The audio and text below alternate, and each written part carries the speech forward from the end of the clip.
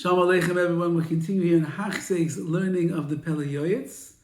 Day number 106. We are in the chapter of Bas, of daughter, and we're speaking about marrying off your daughter to a Talmid Chacham, to a Torah scholar, what you should be looking for in a match for your daughter, a young chassan, a young groom. And he writes like this: V'riv la'Hashem im ashirei am. HaKadosh Baruch Hu is going to contend with the wealthy people of the nation. Asher kabir matzah yadam ha'in asakum v'vakshin l'zavek bitam. They have a lot of money in their hands, and they desire to marry off their daughter im bacharim mibnei gilam ashim kamosim. They want to marry off their daughter to young men that are in their class of wealth just like them. And they give a lot of money for a dowry to be able to get the most eligible, wealthy bachelor. Hazuzim, zazim, la'alafim, they throw away thousands and thousands of dollars. And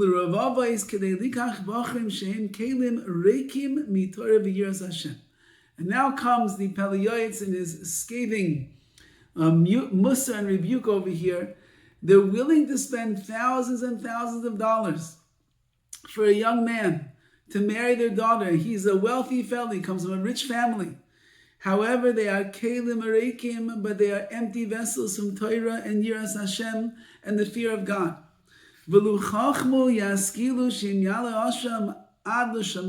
Everybody should understand that even if one's wealth goes up to the heavens, at the end of the day, that money, it's not what it's all about. And in the future, it could end up, it's going to go all the way down and get lost. A person closes their eyes for a moment from their money, and the next thing they know, it's gone. We've seen with our own eyes many times. Sometimes a person gets married, and they're wealthy beyond belief, or the family is wealthy beyond belief. And then they end up losing that money. And they have to go searching for bread. They need the handouts. That's how little they have at the end of the day. And even if the man remains very wealthy, the wife of that wealthy man, of that wealthy young man, is going to live a life of tsar, of pain. Because in general, her husband's not around very often. He's going always on business trips, flying here, flying there, boat rides and the like. In the olden days, they took boat rides. And that's the way that they could travel. But her husband is always busy, he's on the run, he's trying to make another dollar. His mind is always absorbed in the thoughts of another deal, another money, another million. He's constantly making calculations how he's going to become even richer. And even when they're together with each other, it's like, you go to the restaurant and you see a couple. They left the kids with a babysitter. She got all dressed up. He got dressed up a little bit. They're out there on a date. Everything looks wonderful, except they're both sitting there at the table on their cell phones texting somebody else. Maybe they're texting each other. Who knows? They don't even know how to talk to one another anymore. Well, the Ma'aseh says to Pele Yoetz that even if he's a rich guy and he's doing financially very well, solid, comfortable, and the like, but he's so absorbed in his business and making money, he's not even there. Umar ben Nechasim Arbedaiga, the more Nechasim, the more property, and the more possessions that you have, the more worries one has. And therefore, her husband is always going to be worried day and night about what he has and what he owns. Doesn't want to lose this, wants to make that. Mashkime kume achere sheves eichle lechem atzavim. The one who wakes up early and goes to sleep late, meaning he's busy all day long with his business dealings. So he's going to eichle lechem atzavim. They will end up eating the bread of sorrow. Means his wife is going to be left all by herself, entertaining herself, talking to herself, being by herself, because the husband is nowhere to be seen. He's busy the whole time trying to make money. And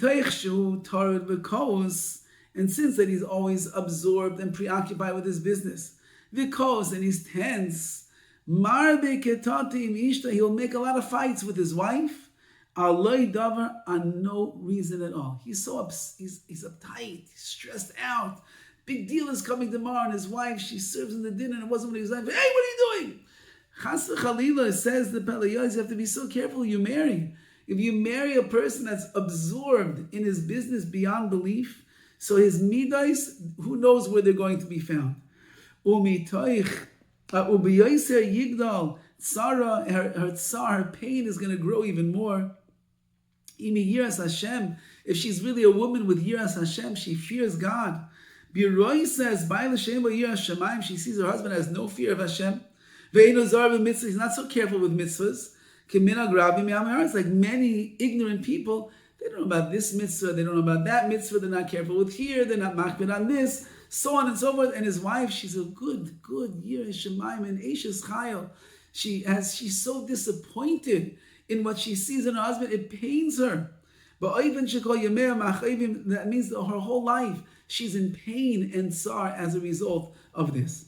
And however, if you marry off your daughter to a Talmid Chacham, how good is her portion going to be? How wonderful and pleasant is her inheritance going to be? She'll have a portion in this world and the world to come. Her whole life she'll live peacefully. She's going to find kavod, honor. She will not be lacking anything. You marry Talmid Chacham with his midas, with his ben adam lechavera, with his kedusha, with his ruchnis that he brings into the house. Even if you don't have a lot of money, and you might not be able to go on fancy trips and the like, but the quality of the husband that you're going to receive is heads and shoulders above the rest. And for that, it's kedai, says the Pele Yoetz. Don't look for money. Don't look for fortune. Don't look for fame. Look for a Talmid Chacham with his good midas and his menschlichkeit and living a life of Yiras Hashem and living his life according to the Torah and the mitzvahs. That's what will be best for your daughter. All the best.